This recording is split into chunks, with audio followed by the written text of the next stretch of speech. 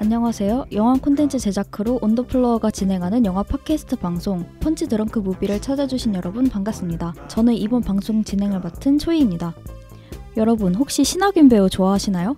이번 방송은 신하균 배우에 대해서 낱낱이 살펴보는 배우 톱파보기 시간을 가져보려 합니다. 배우 톱파보기는 배우의 필모그래피 중 인상 깊었던 영화와 배역에 대해서 이야기를 나누고 그 외 배우에 대한 여러 이야기를 해보는 코너입니다. 신하균 배우는 연극으로 배우 활동을 시작하셨는데요. 1998년 장진 감독의 영화 기막힌 사내들의 주연을 맡으며 스크린 앞에 서게 되었습니다. 이후 박찬욱 감독의 공동경비구역 JSA에서 북한군 병사로 연기를 펼치며 관객들에게 본격적으로 얼굴을 알리기 시작했으며 웰컴 투 동막골에서 트라우마를 지닌 탈영병 캐릭터부터 박쥐의 마모브이 캐릭터까지 데뷔 이후 25년이 넘는 세월 동안 영화와 드라마를 통해서 폭넓은 연기 스펙트럼을 보여주고 있는데요. 다음 작품에선 과연 어떤 캐릭터로 연기를 펼칠지 기대되는 배우인 것 같습니다. 배우로 본격적으로 알아보기에 앞서서 오늘 함께 이야기를 나눌 패널분들을 소개하겠습니다. 간단한 자기소개와 함께 인사 한 말씀 부탁드립니다. 네, 안녕하세요. 저는 나나입니다. 네, 안녕하세요. 제로입니다. 안녕하세요. 저는 해리라고 합니다. 네, 패널분들의 소개 잘 들어보았습니다.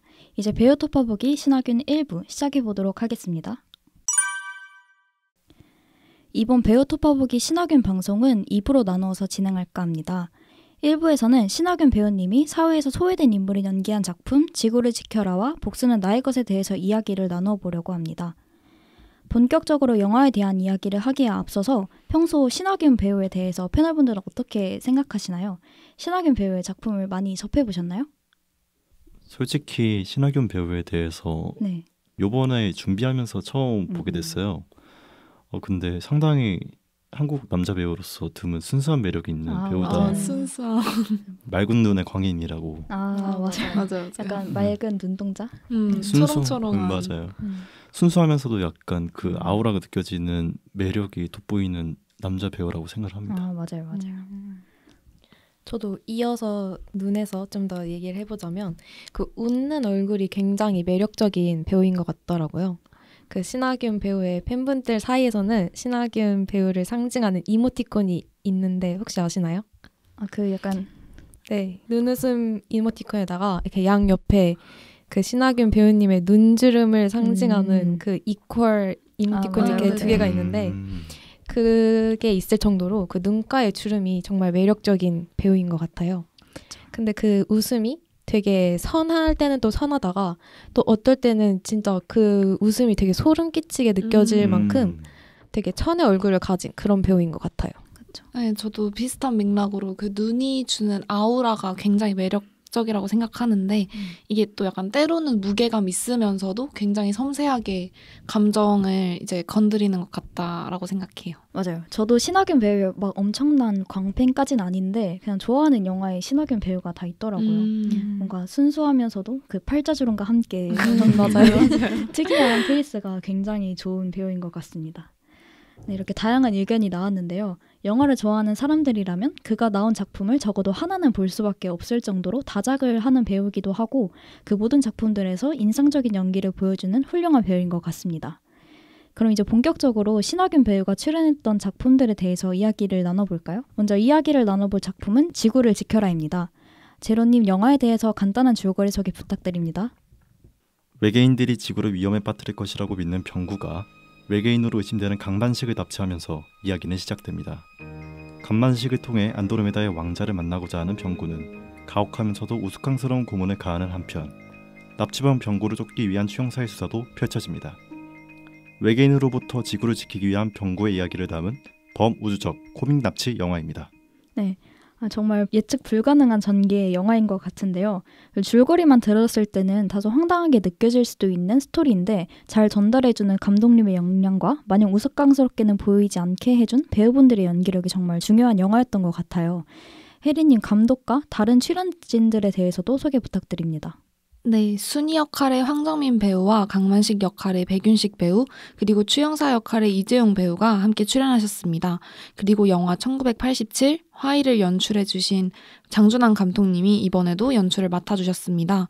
참고로 지구를 지켜라가 장준환 감독님의 첫 장편 영화 데뷔작이었다고 하네요. 그럼 이제 좀 질문으로 들어가 볼까 하는데 이게 지구를 지켜라가 외계인이 지구를 위험에 빠뜨릴 거라는 내용이잖아요. 네. 이게 뭔가 다소 호불호가 갈릴 법한 내용인 것 같은데 혹시 영화 다들 어떻게 보셨나요? 간단한 소감 부탁드립니다. 네, 저는 B급 영화를 평소에도 좋아하는 편이라서 그렇게 현실 속에서 일어날 법하지 않은 그런 황당무계한 소재를 좋아하거든요. 현실에서는 되게 이상하고도 무시받을 만한 그런 상상이지만 영화 속에서라도 구현해내는 게 저는 좋아서 재밌게 봤습니다. 혜리님은 어떻게 보셨어요? 저는 사실 영화 진행되면서 풀어나가지는 스토리 자체는 신선하고 좋았는데요. 이게 약간 만화에서 다룰 법한 이야기를 현실 맞죠, 세계를 배경으로 구현하려다 보니까 약간 사용하게 되는 그 시대 감성의 그래픽과 효과음이 살짝 조금 집중을 깨트리는 점이 있더라고요. 저는 오히려 Y2K 느낌 그런 감성으로 봤었는데 그렇군요. 제로님은 어떻게 보셨나요? 저는 네. 이런 뻔뻔한 영화 좋습니다. 상당히 뻔뻔하죠. 네. 뻔뻔하다고 말하는 게 감독이 창작자가 자기 스스로 만든 세계관에 대해서 확신을 가지고 끝까지 밀어붙이는 영화를 좋아하거든요. 맞아요. 네. 맞아요. 이런 영화가 곽강을 받는 게 저는 약간 한국 영화 팬으로서도 더 좋은 일이고 기쁜 일이라고 맞아요. 생각을 하고 이런 영화를 다른 어떤 시대의 한국 영화에서도 본 적 없던 그런 아주 독특한 컬트 영화이지 않나 싶습니다. 그렇죠. 저는 영화의 설정 그대로 보면 뭔가 황당할 수밖에 없잖아요. 맞아요. 근데 뭔가 인물들이 처한 사회적 상황을 뭔가 대입해두고 보면은 이보다 슬픈 얘기도 없더라고요. 그래서 뭔가 영화에 좀 몰입이 좀 잘 됐던 것 같아요. 자, 그렇다면 병구가 외계인이 지구를 침공한다고 생각한다는 설정이 의미하는 바는 무엇일지 한번 얘기를 나눠보면 좋을 것 같은데요. 장준환 감독님께서 이러한 설정을 통해 의도하신 것은 무엇일까요? 저 먼저 말해보자면 이 병구라는 인물이 주가 조작과 실험난을 겪은 인물이잖아요. 네, 그리고 네. 그 모든 문제의 원인이 사장이라고 생각하고 그리고 그 사장을 적인 외계인 취급을 해서라도 자신의 현실을 뭔가 도피하고 싶은 마음이 투영되지 않았을까 맞아요. 싶습니다. 혹시 다른 분들 어떻게 생각하셨나요? 그 앞에 해주신 내용 약간 중복되는 거 빼고 얘기해보자면 설정 자체가 초반부부터 되게 관객들의 시선을 빼앗는다고 생각을 해요. 그래서 사실 약간 처음부터 아예 공감하기 힘든 설정을 던져준 다음에 이제 약간 사람들이 영화가 풀어져 나가면서 병구라는 인물은 이런 인물이구나 라고 약간 특성 자체를 점차 이제 인정해 나갈 때쯤 이제 중후반부에 이제 현실적으로 조금 공감할 수 있는 과거를 비추어줘서 오히려 그 공감의 그 맥시멈과 미니멈이 확 대비가 되게끔 하는 설정이었다고 생각해요. 좋네요. 저도 이제 비슷한 맥락에서 말을 해보면 병구는 약자잖아요. 그렇죠. 네. 강 사장은 사실 강자고 맞죠. 이제 그쵸. 외계인이 지구를 침공한다. 그래서 강 사장을 고문한다. 그거를 빼고도 병구가 강 사장한테 가지는 증오심은 사실 충분히 설명이 될 만한 거잖아요. 맞아요. 근데 황당하게도 그 이유가 외계인이 침공을 하기 때문이라는 거잖아요. 그렇기 때문에 관객의 입장에서는 사실 병구가 약자고 강 사장이 강자인데도 강 사장의 논리를 따르게 돼요. 강 사장은 병구한테 너는 지금 미쳤다. 너는 지금 제정신이 아니다. 라고 말하게 했대잖아요. 근데 병구는 이제 그런 사람에 대해서 너는 외계인이고 나는 지금 지구를 구하려고 하는 거다. 라고 말하니까 사실 관객 입장에서는 병구가 불쌍한데도 병구의 말을 못 믿는 거죠. 그렇게 된 설정 자체가 하혜정 작자가 말하는 본인의 주장을 약간 강 사장의 논리처럼 무슨 상상으로 치부로 해버리고 시스템의 문제를 약간 지워버리는 그런 강자의 논리가 관객 스스로한테도 약간 잠식이 돼 있다라는 걸 조금 보여주기 위해서 설정을 일부러 이렇게 한 게 아닌가라는 생각이 들었습니다. 사실 신하균 배우가 연기한 병구라는 캐릭터에게 우리가 막 동조를 하기는 살짝 어렵긴 하죠. 그렇죠. 맞아요. 공감하기 힘들죠. 맞아요. 저도 제로님 얘기를 들으면서 갑자기 든 생각인데 그 병구가 어쨌든 그냥 그 강 사장은 이미 사람으로서도 병구가 나쁘게 생각할 수 있는 인물인데 굳이 외계인이라고 생각한 이유에 대해서 방금 생각해봤는데요. 네. 어쩌면 병구는 되게 사람을 믿고 사람에 대한 신뢰가 있기 때문에 사람이 아니고서야 나에게 이런 짓을 할 수 없다라는 생각이 머릿속에 있었기 때문에 이거는 누군가 나를 침략하기 위한 누군가 이 세계를 망가뜨리기 위해서 하는 거지 이 세상은 나에게 그러지 않을 것이다 이런 생각이 좀 컸던 것 같아요. 그래서 방금 들으면서 생각해보니까 병구는 진짜 사람을 믿고 인류애가 있는 인물이구나 라는 생각이 들었어요. 맞아요. 이렇게 독특한 소재의 영화인데 마냥 우습게 느껴지지만은 않은 영화가 될 수 있었던 건 주연 신하균 배우님의 연기가 있었기 때문이라 생각하는데요. 혹시 인상 깊었던 연기 장면이 있으신가요? 저는 장면이라기보다는 네.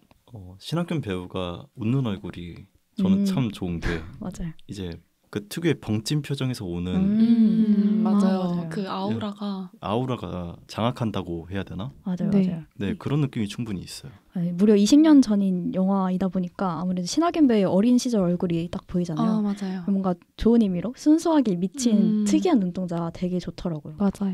혹시 혜리님은 어떻게 보셨나요? 저도 이제 약간 그런 맑은 눈에서 오는 그 약간 광기 이런 게 사실 초반부에서는 비정상적인 행동을 하는 게 사실 초반에는 솔직히 저는 약간 우스꽝스럽게 비춰져서 보였어요. 근데 이제 마지막쯤에 이제 그 공장에서 네네. 총을 겨누고 막 서로 이제 강만 씨과 다투는 장면에서는 저도 모르게 이제 더 이상 병구가 그런 우스꽝스러운 인물이라는 설정 자체를 배제하고 뭔가 정말 주변에서 있을 법한 그런 인물로서 조금 대입을 해서 봤던 것 같아요. 네, 저도 한마디로 정리하자면 말눈광. 이 한마디로 다 진짜. 네, 얘기를 정리해볼 수 있을 것 같아요. 맞아요. 그리고 영화를 보면은 유일하게 병구 곁에 있는 순이라는 인물을 빼놓을 수 없잖아요. 이 순이라는 인물은 병구에게 어떤 존재였을까요? 저는 뭔가 제가 가족을 지키지 못했던 죄책감을 덜을 그냥 어떤 하나의 곁에 있는 조력자 존재가 아니었을까 싶은데 다른 분들 어떻게 보셨나요? 저는 그 이제 엄마가 병원에 누워 계시고 이제 더 이상 자기 주변에 온전히 그리고 조금 쉽게 자기 편을 들어주는 사람이 존재하지 않잖아요. 맞아요. 그래서 사실 순이라는 인물은 제 생각에는 정말 병구를 이제 동정이나 연민의 감정 없이 순수하게 편이 되어주고자 했는데 이제 아무래도 병구는 그런 사랑을 제대로 받아보지를 못해서 그런 거를 조금 뭔가 온전히 받아들이지 못하고 항상 두려움이나 미안함 이런 걸 품고 순이랑 함께하지 않았나 싶어요. 저는 그래서인지 그 순이가 병구 보고 나를 진짜 사랑하냐라고 묻는데 네네. 병구가 제대로 답변을 하지 못하잖아요. 맞아요. 그 장면을 보면서 제가 순이였다라면 병구가 나를 지금까지 이용한 건가? 라는 배신감이 좀 들었을 것 같기도 했어요. 네, 그래서 순이가 병구를 떠나는 장면이 이해가 가기도 하지만 또 둘 사이가 그거 하나만으로는 정리될 사이가 아닌 것 같아서 좀 아쉽다라는 생각이 들기도 했어요. 저는 순이라는 캐릭터 덕분에 우리가 병구한테 사실 그냥 보기에도 좀 힘든 캐릭터잖아요. 그런 순이가 있어서 그나마 우리가 더 병구한테 마음을 줄 수 있지 않았을까. 왜냐면 순이가 그렇게 병구를 좋아하는 마음이 계속 드러나 있잖아요. 그리고 그렇죠. 헌신적으로 도와주고 그런 사람이 옆에 있는 걸 보면은 내가 저 사람을 아무리 미워해도 뭔가 그래도 안쓰럽다. 약간 더 지켜보고 싶다. 그런 마음이 들게 하거든요. 맞아요. 아주 좋은 캐릭터가 아니었나. 그렇죠. 그럼 순이가 병구의 조력자라는 거에 대해서는 다들 동의하시는 것 같은데요. 그러면 순이는 도대체 왜 병구를 돕는 걸까요? 사실 그렇게 막 도울 이유가 딱히 드러나지 있진 않은데. 맞아요. 그냥 사랑하니까. 이거야말로 순애보적인 사랑. 그래서 순이. 그렇기도 하겠네요. 저는 또 약간 한편으로는 영화가 진행됨에 있어서 점점 뭔가 이성으로서의 사랑으로 보이진 않더라고요. 그냥 단순히 그 그쵸. 사랑의 의미가 이제 여자 캐릭터가 남자 캐릭터를 좋아한다 이런 걸 떠나서 그냥 자기도 모르게 그 병구의 주변 상황이나 과거의 아픔 이런 거를 공감하고 도와주는 게 아닌가. 약간 애정보다는 동정심에 조금 더 가까운 그런 느낌이에요. 사랑의 의미가 뭔가 진짜 딱 이성을 놓고 보는 그런 걸 표현하고자 한 건 아닌 것 같다라는 생각은 들었어요. 그런 걸 통해서 오히려 관객들에게 뭔가 위로를 줄 수도 있었을 것 같아요. 병구처럼 모두가 받아들이기 힘든 주장을 하거나 되게 독특한 행동을 하는데도 저렇게 곁에 있어주는 사람이 있구나 하면서 만약에 관객들이 자신이 힘든 상황에 있다면 내 곁에도 누군가가 있어줄 수 있겠다.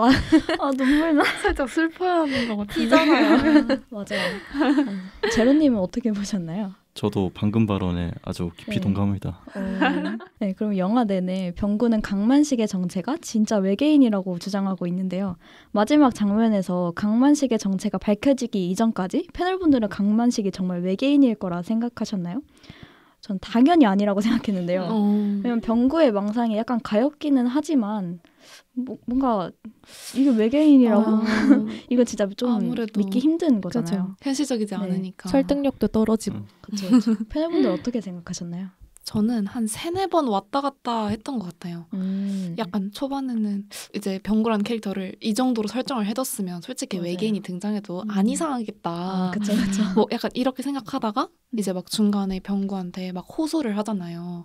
막 자기가 진짜 외계인이다. 맞아요. 맞다. 이렇게 얘기를 하길래 오히려 저는 아닌가 보다.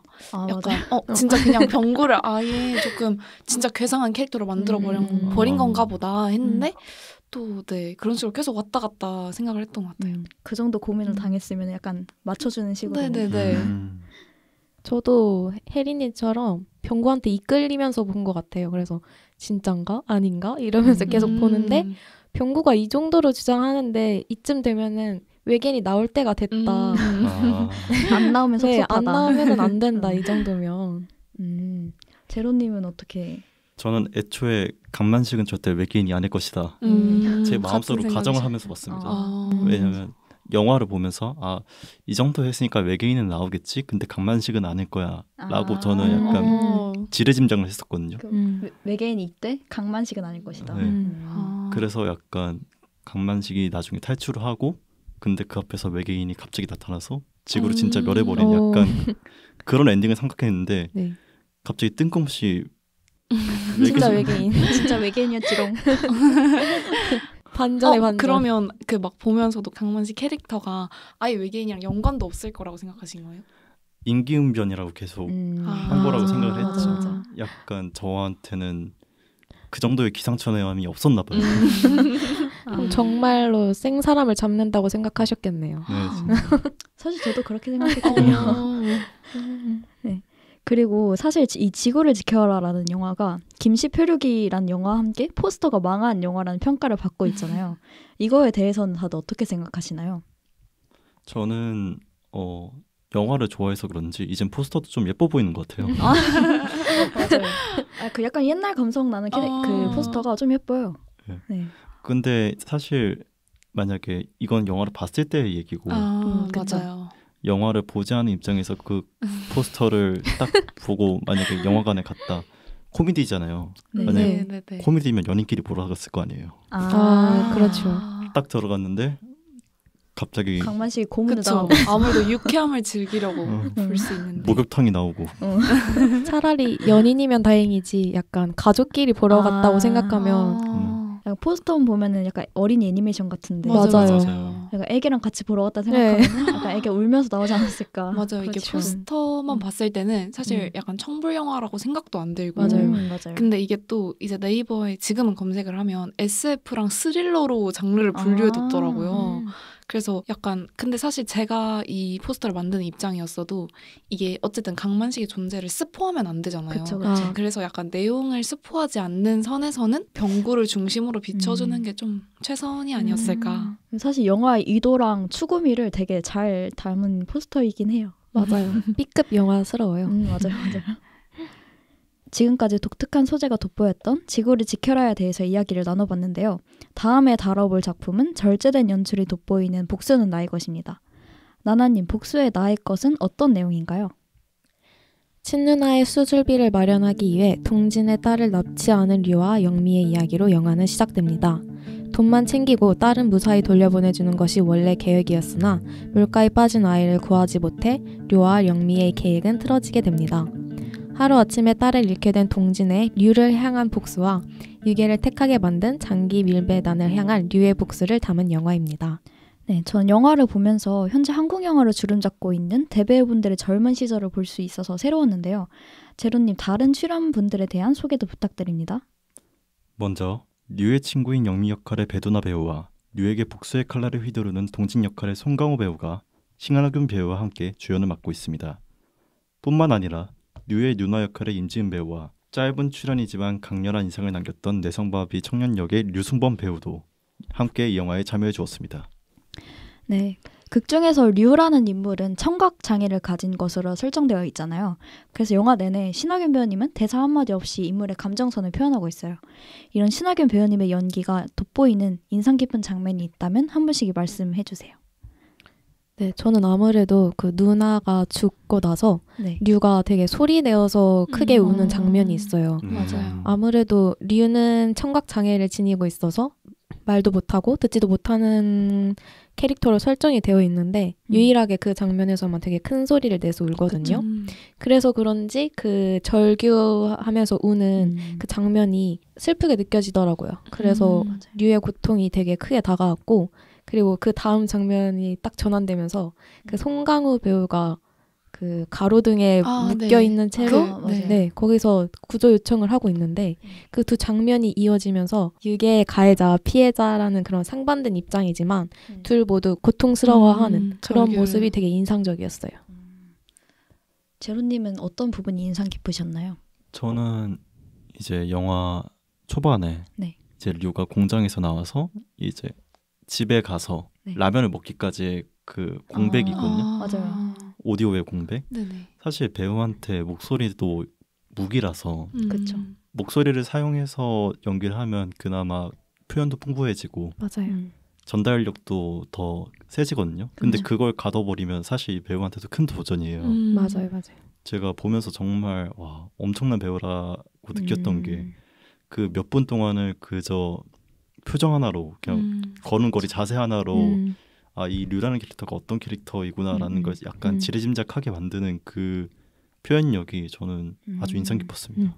네, 맞아요. 저도 대사가 없으니까 아무래도 표정이나 행동에 조금 더 집중을 해서 보게 됐는데 이게 또 대사가 없는 상황에서 배우의 연기를 보니까 숨소리가 굉장히 큰 역할을 하더라고요. 그래서 그 류랑 동진이 마지막에 그 강물에서 서로 마주보며 있는 장면에서 정말 물소리만 들리고 그 대사는 동진만 하고 있고 그런데 류는 정말 숨소리밖에 안 들리는 거예요. 근데 그 숨소리가 주는 그 파급력이 정말 약간 온몸에 소름이 이제 끼칠 정도로 그리고 이제 동진이 막 대사를 계속해서 쏟아냈는데 류는 말하고 싶은데 하지 못하잖아요. 맞아. 거기서 오는 막 떨리는 손짓, 막 흔들리는 동공, 막 이런 게 굉장히 인상 깊었습니다. 아니, 실제로 이 각본이 감정을 최대한 억누르고 대사와 지문이 최소화되게 쓰였다고 해요. 저도 신하균 배우의 연기를 보면서 뭔가 일관되게 유지되는 무표정에서 되게 여백의 미를 많이 느꼈던 것 같아요. 네, 그렇다면 류라는 인물을 청각장애를 지닌 인물로 설정한 이유는 뭐라고 생각하시나요? 여기에도 뭔가 감독님의 숨은 의도가 있을 수밖에 없을 것 같아요. 아무래도 청각장애를 지닌 장애인이라는 설정만으로도 소외된 인물이라는 게 드러나잖아요. 그쵸. 근데 가끔씩 장면에서 그 류의 시점에서 바라보는 장면들이 나오는데 그때마다 이상하리 마치 고요하더라고요. 네, 그 류의 시선으로 이 세상을 바라보는 그 장면을 보니까 이 세상에 진짜 나만 있는 것 같은, 나만 동떨어져 있는 것 같은 그런 기분이 드는데 그것처럼 그 사회적 약자의 그런 소외된 기분을 관객들에게 전달해주기 위해서 그런 설정을 하신 것 같아요. 혜리님은 어떻게 생각하시나요? 저도 이제 그 앞에서 나나님이 말씀해주신 거에 동감을 하고요. 근데 이제 저는 그 설정 자체의 의도를 생각해보면 뭔가 일단은 그 류의 시점에서 영화가 비추어질 때 약간 먹먹한 소리? 흔히 약간 수영장에서 귀에 물 들어갔을 때 그쵸? 그런 소리가 들리면서 이제 장면이 보이는데 그런 장면들이 약간 다른 데서 보여지는 조금 폭력적이거나 잔인하게 보여질 수 있는 장면 자체를 조금 짓누르는 무게감을 영화에 좀 실어주는 설정이었다고 생각해요. 좋네요. 제로님은 어떻게 생각하시나요? 저도 방금 말씀하신 거를 영화 보면서 똑같이 느꼈거든요. 근데 유의 시점에서 들리는 소리가 수영장에서 물 먹는 소리라는데 약간 마지막에 물에서 빠져가지고 최후를 맞이하잖아요. 저는 내내 왜 이런 소리를 넣지 했는데 이거를 암시했구나. 그리고 영화 맨 처음에도 그 오프닝 타이틀 시퀀스가 끝날 때가 그 누나하고 류하고 같이 있는 모습을 물가에서 이제 내려가면서 바라보면서 하거든요. 이게 확실히 디테일하더니 이런 걸로 암시를 했구나라는 생각을 했었습니다. 네, 그 박찬욱의 몽타주라는 책 아시나요? 네. 그 책에서 복수는 나의 것에 대한 이야기가 나오는데 당시에 이 각본을 쓰실 때 감독님이 당시 그 단순하게 말을 통해서 뭔가 핵심을 전달하려는 영화들한테 좀 실증이 나셨다고 해요. 그래서 오히려 그 인물을 노민으로 설정해서 막 깊숙한 분노와 욕망을 육체적으로 표현하려 했다라는 말이 있더라고요. 아, 네, 그렇습니다. 근데 그게 확실히 느껴졌던 것 같아요. 왜냐하면 맞아요. 보통 사람들은 말로 소통하고 귀로 들으니까 류한테 입장에서는 사실 일방적일 수밖에 없는 소통이거든요. 맞아요. 그래서 류가 할 수 있는 건 사실 손하고 표정하고 몸짓밖에 없으니까 더욱더 처절해지는 거를 의도한 거라는 말씀이 네. 딱 와닿는 것 같아요. 좀 박찬욱 감독님 정말 사랑합니다. 한국에서 영화 좋아하면 약간 전공 필수 같은 느낌이죠. 아, 맞죠. 네, 그리고 지구를 지켜라의 순위처럼 이 영화에서도 신하균 배우가 맡은 류라는 인물은 영미라는 조력자가 있잖아요. 네네. 이 영미라는 인물을 어떻게 바라보셨나요? 저는 일단 영화를 2000년대 초반에 한국 명작 영화들이 많잖아요. 그쵸, 그쵸. 보면서 느낀 게 참 배도나 배우 많이 나왔구나. 맞아요. 지금 봐도 사실 배도나 배우의 느낌을 주는 여성 배우를 사실 떠오르기가 힘든 것 같아요. 그래서 영미라는 캐릭터도 사실 박찬욱 감독의 영화는 여성 캐릭터를 잘 다루기로 유명하잖아요. 맞죠. 네. 맞아요. 근데 그 중에서도 가장 거칠고 약간 과격하고 혈기왕성하고 약간 제일 이질적인 캐릭터 중 하나가 아닌가 싶습니다. 저는 이제 그 영미라는 인물이 류가 가진 신체적 장애나 그 또 아픈 누나와 함께 사는 상황 자체에 대해서 막 지나치게 연민이나 동정의 감정으로 대하지 않는다라는 걸 조금 느꼈던 것 같은데요. 사실 오히려 저는 그 영미라는 인물이 존재함으로써 관객들도 뭔가 그런 류의 상황 자체를 연민이나 동정의 시선으로 바라보지 않게끔 해주는 뭔가 거리를 좀 유지하게 해주는 그런 역할을 한 것 같아요. 생각해보면 진짜 그러네요. 나나님은 어떻게 생각하시나요? 저도 그 혜린님 말씀처럼 류를 장애인으로 바라보는 게 아니라 진짜 사람 대 사람으로 바라봤기 때문에 그렇게 영미가 행동할 수 있었던 것 같아요. 저는 그 류는 말이 없는 한편에 영미는 말이 굉장히 많잖아요. 맞아요. 이게 자기도 막 자기의 행동을 막 정당화하기 위해서 강박적으로 막 말을 많이 하는데 이게 뭔가 말이 없는 류와 되게 대비되게 느껴지는 것 같아서 좀 인상 맞아요. 깊었던 것 같아요. 맞아요. 네, 그리고 영미라는 인물에게는 한 가지 독특한 설정이 있죠. 바로 혁명적 무정부주의자 동맹 소속이라는 건데요. 이 설정에서 나타나고자 하는 게 도대체 무엇이었을까요? 저는 그 맨 처음에 혁명이라는 단어를 봤을 때 어쨌든 기존의 위계 질서를 뒤집는 거잖아요. 그쵸, 그쵸. 그래서 이게 뭘까? 이게 여기서 갑자기 왜 이렇게 뭔가 좀 무거운 단어가 나왔을까? 라면서 봤는데 네. 마지막에 결말을 보고 나서 천천히 생각을 해봤는데요. 그 동진이 그 자신의 딸이 유괴되기 직전까지는 그 커터칼로 난동을 피우는 그 사람의 입장을 전혀 공감을 하지 못해요. 그냥 누군가가 이렇게 내 앞에서 난동을 피우는구나 이렇게만 여기는데 딸이 유괴되고 나서야 그 사람들도 결국은 가족을 지키고자 자신의 직장을 지키려고 했던 사람들이었는데 그들과 같은 입장에 놓이게 되는 거예요. 가족을 지켜야 된다는 그런 입장이. 그래서 영미가 계획한 유괴에 의해서 그 동진이 놓인 상황이 하루 아침에 아주 반전되는 걸 보면서 영미가 소속되어 있는 그 동맹 에서 얘기하는 그 혁명이 이런 영화의 전체적인 구조를 의미하는 게 아닐까라고 생각을 했었어요. 좋네요. 저도 이제 비슷하게 생각을 했었는데요. 사실 제가 이제 학교에서 공부하는 학과가 이제 사상에 대해서 공부하는 학과다 보니까 저는 혁명이라는 얘기를 딱 듣고 약간 사회주의라고 떠오를 수밖에 없었어요. 아, 맞죠. 사회주의에서 묘사하는 그 사회 구조의 기본 틀 자체가 약간 자본가와 노동자 사이에서 계급 투쟁을 위해서 끝없이 싸운다. 그게 약간 맞아요. 기본 틀이거든요. 그래서 영미가 딱 이걸 들고 나왔을 때 동진은 자본가고 류는 사실 노동자잖아요. 맞죠. 네. 근데 그 둘의 이야기를 보면 사실 그 둘은 왜 서로를 죽여야 되는지 끝까지 이유를 모르고 죽이고 싶어해요. 나중까지는. 근데 그걸 엮는 게 딱 영미거든요. 네네. 영미가 그 둘의 이제 유괴라는 링크를 하나 만들었고 아, 맞죠. 네. 맞아요. 나중 가서는 이제 류가 그 복수를 불타오르게 하는 과정을 영미가 도왔고 그런 영미를 동진이 죽이고 그래서 그렇죠. 그 사이사이를 계속 틀을 연결시켜 주거든요. 약간 둘을 잇는 역할을 하는 게 영미였군요. 네, 저는 그래서 약간 영미라는 것 자체가 계급 구조의 틀을 약간 전시하고 싶었던 박찬욱 감독의 의도가 딱 그걸 하기 위해서 약간 설정한 캐릭터가 아닌가라는 조금 네, 해석을 해봤습니다. 저도 그 6이라는 포인트에 굉장히 동감하는데요. 약간 이게 약간 뒤집자, 바꾸자 이런 메시지가 굉장히 강하잖아요. 근데 이제 그 초반에 류가 일방적인 소통을 당하며 글로 이제 계약을 해지하는 장면부터 해서 그 커터칼 난동 장면 아까 말씀해주신 부분들도 사실 그 장면 자체가 류와 동진의 대립 자체에 큰 영향을 주지는 않는 장면이라고 생각을 하는데 약간 영미라는 캐릭터가 이렇게 자기 혁명적 우정부주의자 소속이다 막 이렇게 말하면서 그 캐릭터가 있음으로 인해서 이제 관객들에게 사실 너네도 아까 이 장면 지나쳤지만 불편했지 약간 이런 메시지를 상기시켜준다고 생각해요. 좋네요.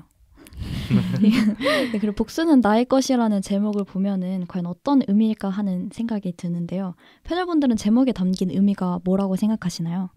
저는 이걸 딱 들었을 때 약간 결기처럼 느껴졌거든요. 결계. 다짐, 혹은 욕망. 어떻게든 무엇이 되든 결국 마지막에 가서 복수는 나의 것. 약간 이런 것처럼 느껴졌어요. 쟁취하겠다? 그쵸. 약간 동진과 류가 자강도천으로 복수는 내 거야. 맞아요. 그래서 사실 영화를 다 보면 와 이것보다 완벽한 제목이 있을 수 없겠구나라는 생각이 들 정도로 완벽한 제목이라 생각하고 그리고 또 하나는 네. 이제 결국은 이 얘기가 복수를 물어서 복수로 끝나는 얘기잖아요. 그렇죠. 맞아요. 사실 이 나의 것에서 나라는 주체가 너무 불분명해요. 네. 동진인지 류인지 아니면은 영미의 조직인지 안 알려주잖아요. 나가. 네네. 그래서 이걸 약간 의역을 해보자면 네. 이렇게 복수를 무는 계급 구조 그리고 투쟁은 결국은 끝나지 않을 것이다 라는 걸 약간 암시하는 제목처럼 수많은 나가 있을 것이다. 네. 그렇게 느껴지기도 했습니다. 저는 이제 그 복수라는 행위 자체의 기준이 나라는 걸 조금 강조하기 위한 그런 제목이 아니었나 싶은데요. 네. 사실 이게 그 이유가 어찌됐든 결과론적으로 보면 어쨌든 동진이 가한 행동도 류가 가한 행동도 사회적으로는 범법적인 어쨌든 행위란 말이죠. 네. 범죄고. 네. 하지만 이게 약간 나의 의도가 들어갔냐 아니냐에 따라 이게 제3자 입장에서 봤을 때 복수냐 아니냐가 비추어진다라고 생각을 했는데 이게 또 류랑 동진이 각자의 사정이 있잖아요. 그 복수를 맞아요. 하게 된. 근데 사실 이 제목을 통해서 어느 쪽에게도 우리는 용서를 강요할 수는 없다? 이런 메시지를 주고자 했던 것 같아요. 나나님은 어떻게 생각하세요? 네, 저는 사실 복수는 나의 것이라는 제목을 봤을 때 처음부터 확 와닿지는 않았어요. 이게 대체 무슨 말을 하고 싶은 거지? 너무 모호한 어렵다. 모호한 단어 아닌가? 라고 생각을 했는데 네. 다 보고 나니까 그 복수를 하는 그 인물들을 보면서 말 그대로 그 복수를 하는 게 결국은 무언가를 잃은 나의 이런 상실감과 고통을 달래기 위해서 하는 거지. 아, 맞아요. 진짜로 그 동진의 입장에서 보면 내가 그 딸을 위해서 복수를 하는 건 아니잖아요. 내가 맞아요, 복수를 맞아요. 한다고 해서 그쵸. 딸이 되돌아오는 것도 아니고 류가 하는 복수도 류가 그렇게 복수를 한다고 해서 영미가 돌아오거나 누나가 돌아오는 것도 아니고 그냥 그런 고통을 달래기 위해서 하는 거잖아요. 그래서 말 그대로 복수는 나를 위한 것이지 다른 사람을 위한 게 아니다. 그런 생각이 들었어요. 좋은 해석 같아요. 오, 좋네요. 이 복수는 나의 것이라는 문구가 구약에서 왔다고 해요. 그래서 하나님이 복수는 나의 것이니까 너네는 사적으로 복수하지 말아라. 이런 의미인데 뭔가 영화에서는 나를 자연스럽게 류나 동진으로 생각하잖아요. 맞아요. 그래서 이걸 범한 주인공들이 뭔가 큰 화를 입게 되는 걸 의미하지 않았을까 싶습니다. 소름 돋았어요. 박찬욱 감독님은 정말 최고입니다. 성경에서 이제 하느님은 본인을 이렇게 말하거든요. 나는 나다. 나는 나라고 말할 수 있는 유일한 존재다. 라고 말을 하거든요. 그게 약간 떠오르는 해석 같아요. 오, 소름. 네. 네, 그리고 영화는 자신의 딸이 죽은 공간에서 류를 죽인 동진이 혁명적 무정부주의자 소속원들에게 죽음을 맞이하면서 막을 내리는데요. 이 결말에 대해서 다양한 의견들이 있는 것 같은데 패널분들은 어떻게 보셨나요? 저는 일단 이거 만약에 영화관에서 봤으면은 네. 귀 막으면서 아, 영화관 나가지 않았을까. 힘들잖아요. 아 그쵸 네. 그쵸. 쉽지 않죠. 쉽지 않으면서 와 이렇게 이런 식으로 영화를 끝낼 수도 있겠구나 음. 라는 거를 체감해준 느낌상으로는 그랬었고 해석을 해보자면 제가 아까 말씀드린 뭐 사회주의 그런 관련해서도 약간 결국에 동진이 사실 영화 안에서 본인이 잘못했다고 느끼든 아니든 네. 약간 사회의 약자 위에 있는 존재로서 네. 그랬던 행위들이 있었잖아요. 그쵸. 네. 네. 그 노동자분을 자르고 네네. 네. 거기에서 배를 난자하면서도 그걸 무시하는 행위를 했고 결국에는 그런 걸 다시 본인이 잘못했다고 생각을 하든 안 하든 돌려받게 된 거죠. 그렇죠. 제가 거기서 약간 소름이 돋았던 게 난자를 하고 그 노동자는 자기 배를 본단 말이에요. 네. 네. 근데 똑같이 동진이 칼 맞고 여기 판결문이 여기 있는데 판결문을 보려고 아래로 숙여요. 아, 맞아요, 맞아요. 네. 그렇게 수미상관이 되는 게 아 돌고 도는 이거를 나타내기 위한 것이었구나 오, 와우. 라고 생각이 들었습니다. 와우. 사실 저는 처음에 그 영미가 조금 자기만의 허상? 네. 약간 허황된 이상을 쫓는 느낌이 강해서 아 맞아요. 사실 실제로 그 조직원들이 있을 거라고 생각을 못했어요. 네. 그냥 약간 동진한테 약간 떵떵거리려고 겁주려고 맞아요. 큰 소리 치는 거라고 생각을 했는데요. 근데 사실 이제 결말만 놓고 봤을 때는 저는 이게 동진이 죽지 않았더라면 이제 류만 죽고 동진이 살아남는 결말이 되었더라면 사람들의 공감의 잣대가 좀 기울었을 거라고 생각을 해요. 이게 사실 감독이 원한 거는 류나 동진 어느 쪽에게도 뭔가 공감을 해서 보기보다는 제 3자의 시선에서 조금 볼 수 있게 마무리를 하기 위해서 동진조차도 이제 조금 죽음을 맞이하는 결말을 보여주지 않았나 이렇게 생각합니다. 저는 아까 제로님 의견에 대해서 좀 생각을 해봤는데 그 마지막 장면에서 그 성명서 같은 것을 아 맞아요. 가슴에 꽂잖아요. 네네. 칼로. 그러면서 내려다 본다고 하셨는데 그렇게 판결문을 자기 가슴에 꽂기 전까지 그 동지는 노동자 계층을 내려다보지 않는다라는 생각이 들었어요. 방금. 오 마이 갓. 파도 끝이 네. 없네요. 내려다본다 이렇게 생각이 들었어요. 그리고 그 제가 영화를 보면서 그 딸이 유괴된 사건 전후로 약간 영화에서 주인공으로 다루는 사람들이 달라지잖아요. 그 네. 전에는 류가 중심이었는데 그 후에는 동진의 시선으로 계속 영화가 맞아요. 전개가 되잖아요. 그래서 그 후에는 그 딸을 잃은 동진의 슬픔에 되게 공감을 하면서 동진의 복수만을 바라보면서 영화를 봤는데 마지막에 딱 그 소속원들이 나타나면서 아 맞다. 이거는 지금까지는 내가 동진의 시선으로만 봤지만 저 사람들 입장에서는 동진이가 그냥 또 다른 가해자이구나. 맞아요. 왜냐하면 맞아요. 영미를 죽였으니까. 그렇게 나에게는 복수이지만 다른 사람에게는 또 다른 가해인 것이다 라는 메시지가 아닐까라고 생각을 했어요. 좋네요. 네, 두 작품을 통해서 신하균 배우의 코믹한 연기부터 대사 한마디 없이 좌중을 압도하는 연기까지 볼 수 있었는데요. 신하균 배우가 보여줄 수 있는 연기는 정말 무궁무진하다는 생각이 듭니다. 앞으로는 또 어떤 새로운 모습을 보여줄지 기대가 되는데요. 이어서 2부에서는 고지전과 스크린 바깥에서의 신하균 배우의 모습에 대해서 이야기해보려 합니다. 네, 2부로 넘어가기 전에 지구를 지켜라의 테마곡 트랜스픽션의 Over the Rainbow 들어보도록 하겠습니다.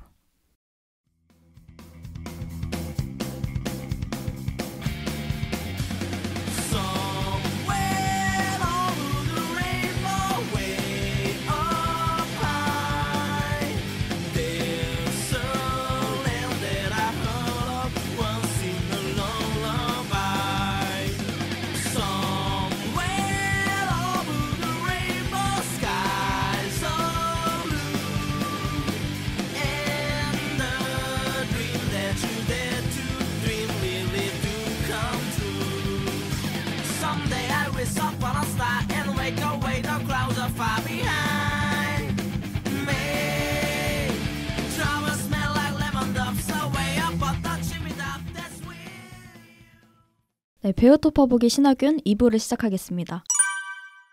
본격적으로 이야기를 나누기 전에 혜리님이 고지전의 줄거리에 대해서 설명해 주실 수 있나요? 네, 북한군과 내통하는 사람을 색출하라는 임무를 받은 은표는 에로꼬지에서 죽은 줄로만 알았던 친구 수역을 만나게 됩니다. 전우를 잃은 슬픔이라고는 전혀 느끼지 못하는 것 같은 수역과 악어 부대의 사람들을 보면서 혼란스러운 은표는 그들이 그렇게 변해버릴 수밖에 없는 이유를 점차 깨닫게 됩니다. 누구를 위한, 무엇을 위한 전쟁인지도 모른 채 그저 살기 위해 상대를 향해 총구를 겨눠야 하는 전쟁 속 개인의 이야기를 조명한 영화입니다. 네. 국가와 국가 간의 이해관계가 우선시되는 상황 속에서 개인의 이야기를 조명한 작품이라고 하니 기존의 전쟁을 소재로 한 작품들과는 좀 다른 차별점인 것 같은데요. 대의만이 중요시되는 상황 속에서 지워져가는 개인의 존재를 다뤘다는 점이 흥미로울 것 같습니다. 네, 그렇다면 이 고지전이라는 영화 다들 재밌게 보셨나요? 영화에 대해서 소감 한 말씀 부탁드립니다. 이동진 평론가가 하셨던 말씀을 제가 본 적이 있어요. 약간 네. 한 줄 평이 한국전 소재로 한 영화에 대한 시큰둥했던 마음을 네. 일소한다 이렇게 적었는데 저도 같은 마음이었거든요. 약간 맞아요. 전쟁 영화가 꺼려지는 이유 중에 하나가 너무 강력한 드라마, 약간 눈물짜기. 그게 심파. 맞아요. 태극기 휘날리며도 사실 좋은 작품이긴 한데 맞아요. 결말이 너무 감동적이긴 하나 약간 취향에 따라서는 굉장히 조금 부담감처럼 다가올 수 있거든요. 그쵸. 네. 근데 이 영화는 적절히 그거를 드라마와 약간 연출적 묘기와 그걸 적절히 섞으면서 그걸 조절한 것 같아서 저는 약간 사극을 좋아하는 입장에서 정말 담비 같은 영화다. 라고 담비까지. 오. 굉장히 좋아하셨나 보다. 저는 인상 깊은 장면이 사실 영화를 다 보고 나니까 네. 오히려 아무런 뭔가 걱정이나 의심 이런 거 없이 처음에 딱 그 은표가 수역이 살아있다는 걸 알게 되고 네. 둘이 마주보고 이제 웃으면서 담배를 피는 장면이 있어요. 맞아요. 근데 사실 영화를 볼 때 당시에는 그 장면이 인상적이라고 생각을 하지 않았는데 영화 끝까지 이제 다 보고 나니까 오히려 아무런 좀 때묻지 않은 그 장면이 굉장히 좀 소중하게 느껴지더라고요. 네, 저는 전쟁 영화를 평소에 그렇게 좋아하지는 않거든요. 왜냐하면은 너무 전투씬이 계속 나오면은 저도 모르게 약간 사운드도 그렇고 시각적으로도 그렇고 좀 피로해지는 경향이 있더라고요. 맞아요.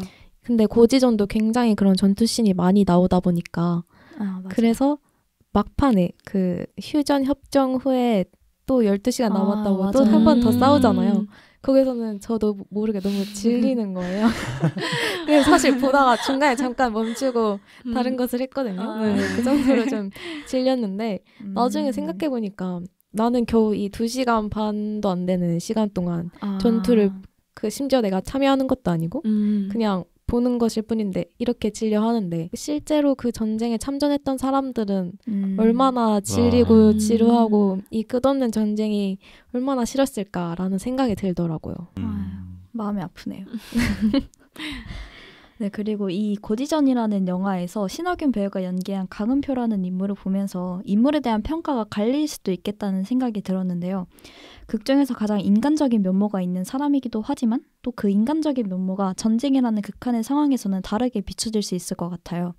다들 강은표라는 인물에 대해서 어떻게 생각하셨나요? 저는 사실 우유부단의 극치라 생각하는데요. 아니 뭐 전우들이 회의하고 뭐 전투하고 뭐 처절하게 뭐 싸우고 있을 때 은표는 뭐 항상 목격자의 위치에 있잖아요. 그렇죠. 이 영화를 보는 때 약간 답답하더라고요. 다들 어떻게 보셨나요? 맞아요. 이게 전쟁 영화가 항상 조금 전반적으로 이성과 감성 그리고 약간 이성으로서 할 수 있는 판단과 뭔가 상관으로부터 내려오는 그런 명령에 의한 복종, 불복종 이런 거에 대립이 항상 있는데 그래서 사실 영화를 보면서는 약간 은표가 인간적인 면모가 많이 드러난다라고 오히려 생각을 못했어요. 수역이랑 이제 그 전쟁군들 입장에서 뭔가 이입을 해서 보다 보니 굉장히 답답하더라고요. 그러니까 오히려 그런 수역의 인간성이 결여된 모습 자체를 공감해주지 못하고 그런 상황 자체를 굉장히 자신조차도 답답해하는 그 상관의 시선으로 대하고 있는 듯한 느낌이 강하게 들었어요. 나나님은 어떻게 보셨나요? 네, 저도 맨 처음에는 그 초반에서 어떤 작전을 실행하려고 하는데 그때 민간인들의 피해를 걱정을 하면서 되게 옳은 말을 하잖아요. 맞아요. 입바른 말. 네, 입바른 말을 하잖아요. 그걸 보면서 저 사람은 되게 사람을 먼저 생각하는 사람이구나라고 했는데 나중에 보다 보니까 사람을 너무 생각하는 느낌이 드는 거예요. 물론 전우가 죽은 건 너무 슬프지만 너무 슬프고 그 감정을 어떻게 해야 될지 모르겠지만 또 그 사람을 챙기다 보면 다른 사람이 지금 살아있는 사람이 위험에 빠질 수도 있잖아요. 그쵸. 그래서 그걸 보면서 조금 답답하다라는 감정이 들었던 것 같아요. 하지만 또 전쟁 중이니까 누구나 또 그럴 수 있지만 답답은 했다. 제로님은 어떠셨어요? 저는 정확히 그런 인물인 것 같아요. 강은표로서 가지는 인간성과 네. 군인으로서의 자의식이 정확히 반반 섞인 인물인 것 같아요. 만약에 강은표가 정말 한쪽으로 너무 확실한 인물이었다 하면 사실 관객들이 이 영화의 시선을 따라가기 힘들었을 것 같다는 생각도 들고요.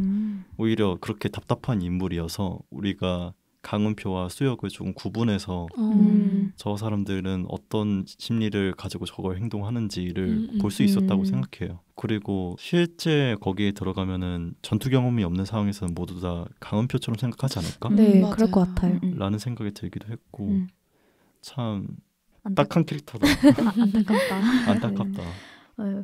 그 수혁은 그 자기가 죽을 때 나는 오래전에 이미 죽었다라고 하잖아요. 맞아요. 그거랑 약간 은표랑 약간 대비되게 느껴져서 좀 마음이 아팠던 것 같아요. 네, 그리고 고지전에서는 신하균 배우의 다른 작품들에서 봤던 조합을 다시 볼 수 있다는 재미가 있었는데요. 영화 박쥐와 악녀에서 호흡을 맞춘 김옥빈 배우와의 케미를 볼 수 있는 작품이었습니다.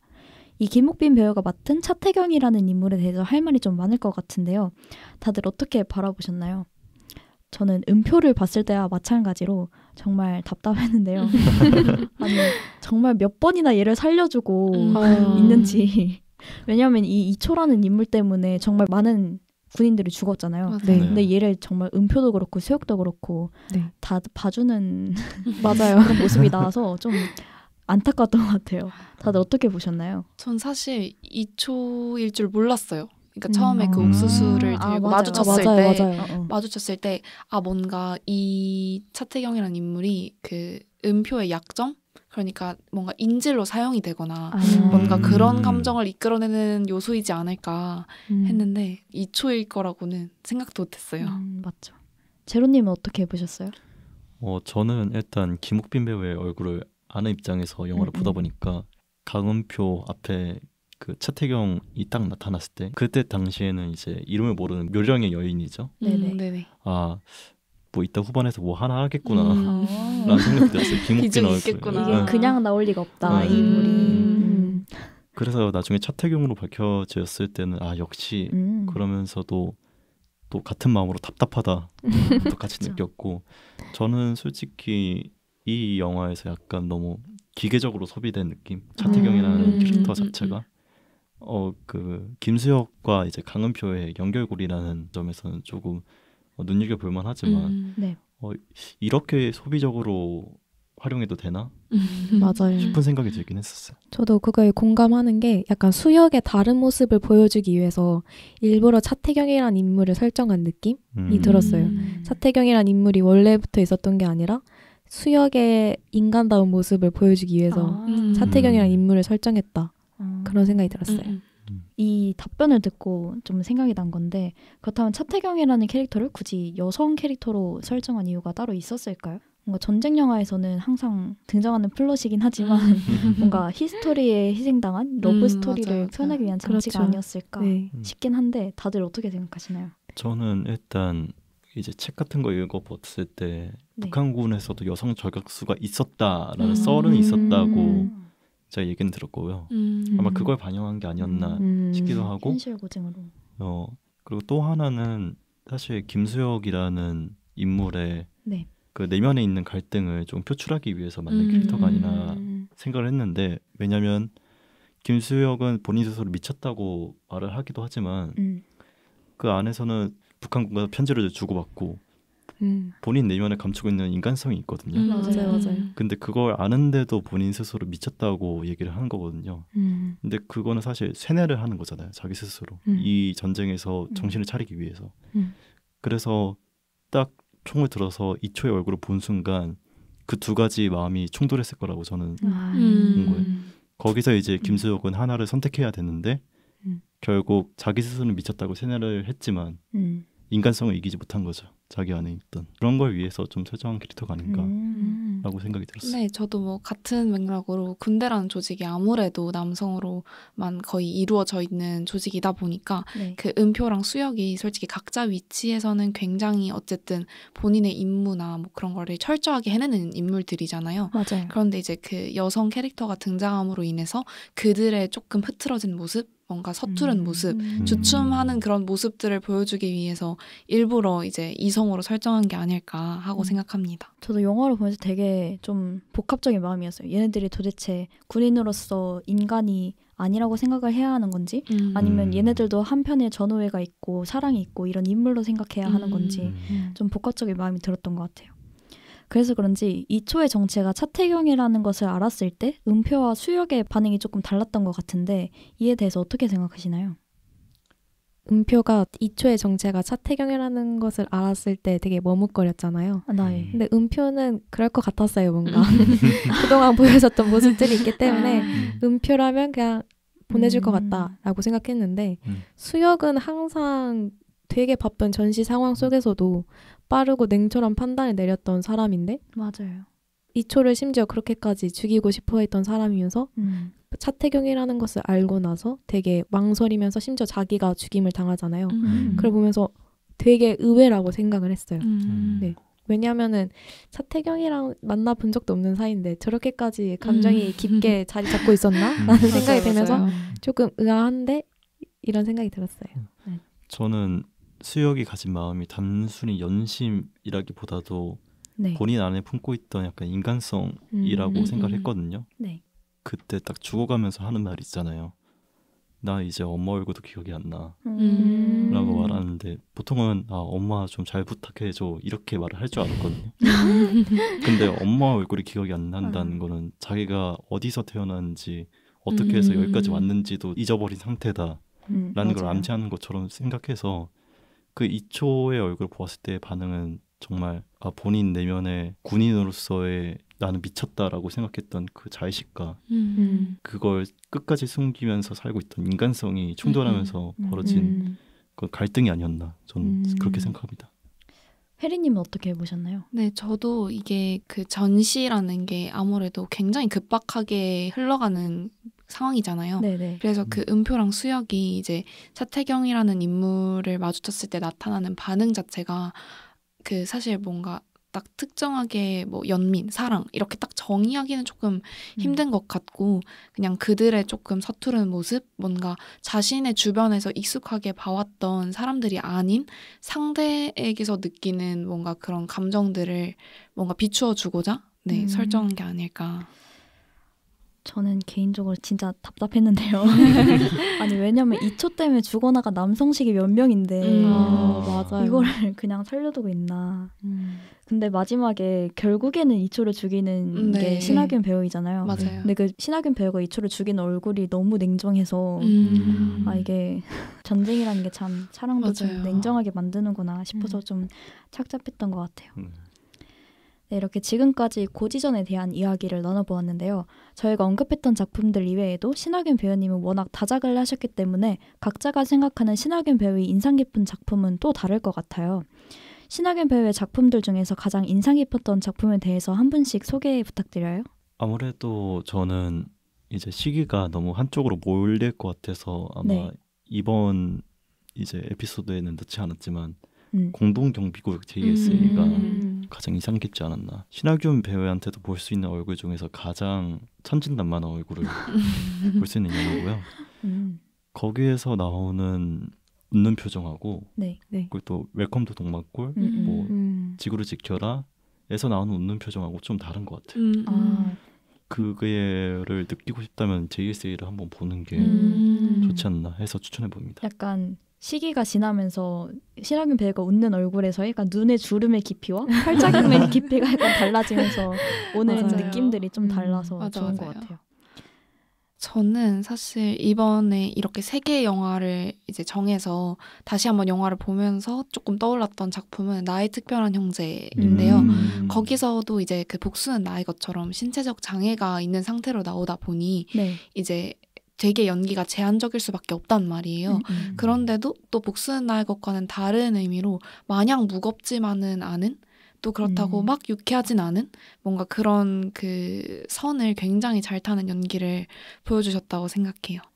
네, 저는 박쥐라는 작품이 가장 인상적인데요. 왜냐하면 거기에서 신하균 배우가 마마보이로 나오는데 맞아요. 정말 보는 내내 짜증나게 만들어가지고 진짜 와 어떻게 저런 사람이 있고 저런 사람이 어떻게 결혼을 하지? 이런 생각이 계속해서 들 정도로 네. 너무 보는 내내 저의 신경을 건드렸던 캐릭터여가지고 되게 좋은 의미인지는 모르겠지만 거기에서의 연기가 굉장히 인상 깊었어요. 맞아요. 박쥐에서의 신하균 배우가 진짜 말농강이죠. 제가 아직 보지 않았는데 네. 진짜 기대하게 만드네요. 한번 보세요. 진짜 약간 자기 전에 보면은 화가 나서 네. 못 잘 수도 있어요. 꿈에 나올 것 같아요. 네. 또 저는 이제 막 제가 봤던 이제 신하균 배우님의 작품 중에는 막 처절한 멜로 뭐 이런 감정이 없었단 말이에요. 그래서 맞아요. 이번에 약간 배우님에 대해서 좀 찾아보면서 그 한지민 배우님과 함께한 욘더라는 드라마를 꼭 한번 보고 싶더라고요. 그 한지민 배우님과 부부 사이로 나오는데 이제 한지민 배우님이 이제 아내인데 죽은 아내를 다시 만나게 되는 뭔가 그런 이제 스토리가 숨어 있는 드라마길래 꼭 한번 보고 싶다는 생각을 했습니다. 원래 신하균 배우가 드라마에서는 하균신이라고 불린다고 하더라고요. 맞아요. 커리어가 너무 좋으셔가지고. 맞아요. 별명으로. 드라마도 한번 꼭 봤으면 좋겠습니다. 좋네요. 네, 지금까지 여러 모습을 보여주셨는데도 아직도 이렇게나 보여주셔야 할 모습들이 많이 남아있네요. 신하균 배우님은 앞으로도 지금처럼 끊임없이 작품 활동을 이어나가 주셔야 할 것 같습니다. 네, 그럼 스크린 안에서의 신하균 배우님에 대한 이야기는 여기까지 하고 스크린 바깥에서의 신하균 배우님에 대해서 한번 이야기를 나눠볼까요? 혹시 신하균 배우에 대해 얘기하고 싶은 에피소드가 있나요? 에피소드까지는 아닌데 신하균 배우님의 인터뷰가 굉장히 유명하죠. 네, 맞아요. 유명하더라고요. 네. 몇 개 봤는데 그중에 제일 기억 남는 것 중 하나가 어떤 인터뷰어님께서 신하균 배우한테 요즘 신하균 아리가 한창인데 어떻게 생각하시나요? 라고 물어보니까 제가 좀 아파요. 이렇게 답변하시는데 굉장히 뭔가 어이없는 웃음을 자아내게 만드시는 그런 답변들이 독특하시더라고요. 네. 저 유퀴즈에 나온 걸 어제 봤는데 맞아요. 나에게 유퀴즈란? 했더니 오늘 나온 방송 약간 이런 대답들이 네. 웃기더라고요. 맞아요. 막 유퀴즈에서 그 신이 그 자기 옆집에 살면 뭐라고 말할 것 같냐라고 했는데 저는 당연히 이제 소원 같은 걸 빌 줄 알았단 말이에요. 이제 뭐 흔히 말하는 그런 소원을 앞으로 뭐뭐 하게 해주세요. 뭐 이런 소원일 줄 알았는데 이사 가지 마세요. 다 답변이었더라고요. 내 곁에 오래오래. 저도 이제 연예가 중계에서 인터뷰하신 거를 봤는데 네네. 그때 한 나이가 한 42살? 네네네. 그 정도였던 것 같아요. 그래서 네. 인터뷰어가 나한테 41살이란 작년, 작년. 나한테 42살이란 올해. 나한테 43살이란 내년. 그거를 보고 와 정답 같은데 왜 이렇게 이상하지? 맞는 말이긴 한데 맞는 말이죠. 그쵸. 뭔가 킹받는. 네. 이게 막 인터뷰 같은 걸 보면 막 말수가 많으신 편이 아닌데도 그 한 번씩 툭툭 던지는 말이 굉장히 맞아요. 이제 크더라고요. 단답으로만 대답하시는데 그 성의 없게 느껴질 법한데 아니 사실 성의 없게 느껴지긴 해요. 근데 그냥 웃겨가지고 네. 그 한지민 배우님과 인터뷰를 한 걸 봤는데 한지민 네. 배우님은 그 신하균 배우님이 인프피라는 것에 대해서 굉장히 부정을 하시더라고요. 그래서 이제 그 F랑 T 가르는 질문으로 한지민 배우님이 나 그냥 어제 기분이 꿀꿀해서 영화 봤어 라고 말하면 뭐라고 말할 것 같냐라고 네. 하니까 딱 한마디가 뭘 물어봐 대답을 들었는데 라고 하셨다고 하더라고요.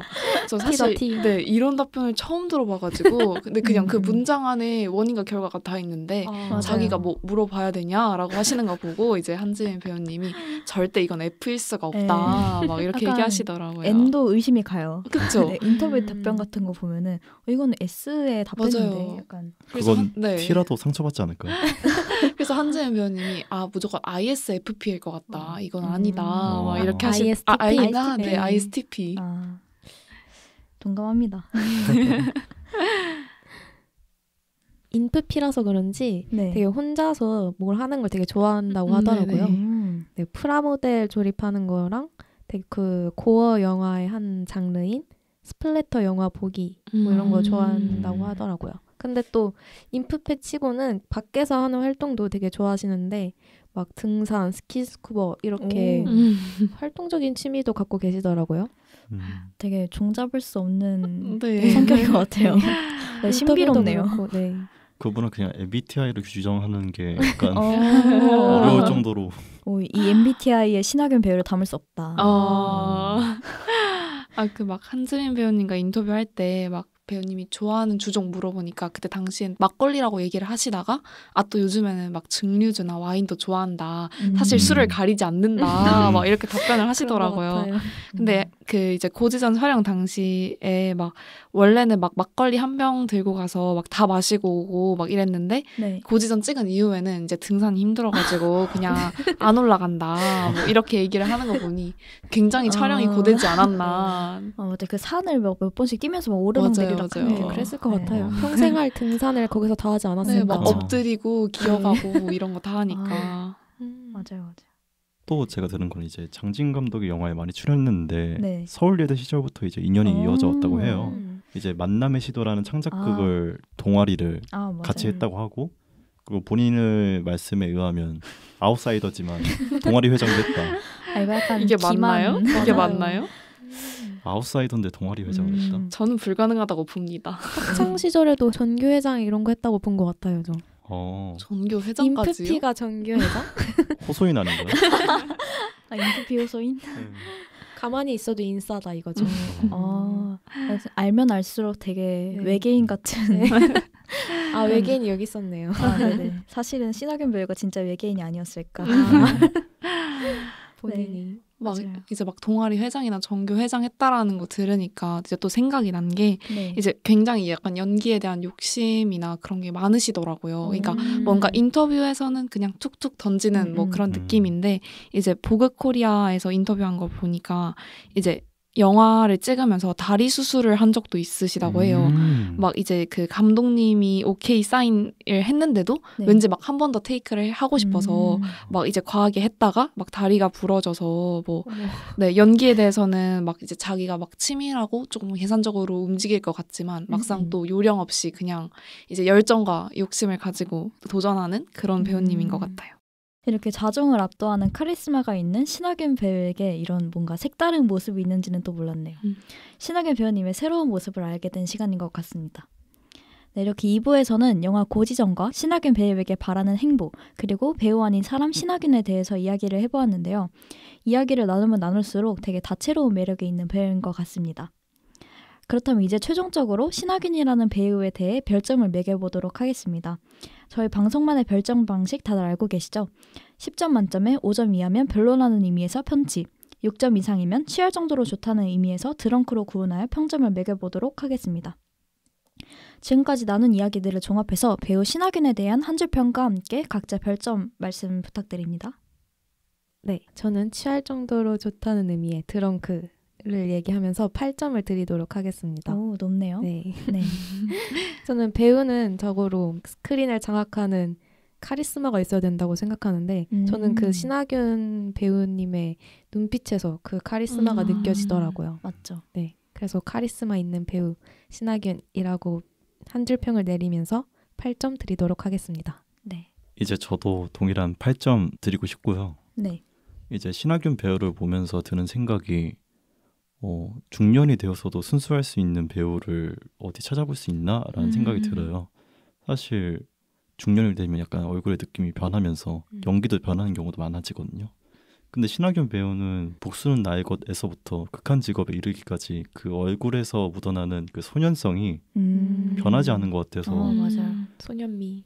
저는 한 줄 평 소년 같은 중년 배우를 볼 수 있다는 축복. 축복이죠. 아주 축복이죠. 이렇게 한 줄 평 하고 싶습니다. 네.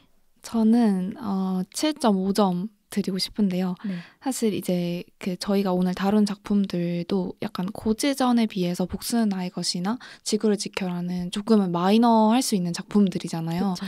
그래서 뭔가 이제 드라마나 영화에 있어서 조금 더 대중의 공감을 많이 받을 수 있는 작품으로 한번 뭔가 대중들에게 확 인식을 시켜주면 그런 마이너한 작품들에 대한 조금 더 관심도가 많이 높아지지 않을까 그런 생각을 했고요. 한 줄 평은 이제 별점 7.5점과 함께 그 인터뷰에서 본 문구를 빌려 작가주의적 배우 신하균으로 마무리하겠습니다. 네. 저는 8.5점이고요. 오, 최고점. 아주 취했습니다. 그래서 저는 신하균 배우가 항상 캐릭터를 연기할 때마다 신하균은 지우고 뭔가 캐릭터만 남는 연기를 하는 것 같아서 평점은 배우가 아닌 신하균과 병구, 류, 음표만 있을 뿐이라는 평점을 내리도록 하겠습니다. 한 줄 평. 네. 멋있어요. 방송을 마무리하기 전에 신하균, 이강수, 이솜주 연의 영화 나의 특별한 형제에서 새 주인공들이 직접 부른 노래 해피를 들어보도록 하겠습니다.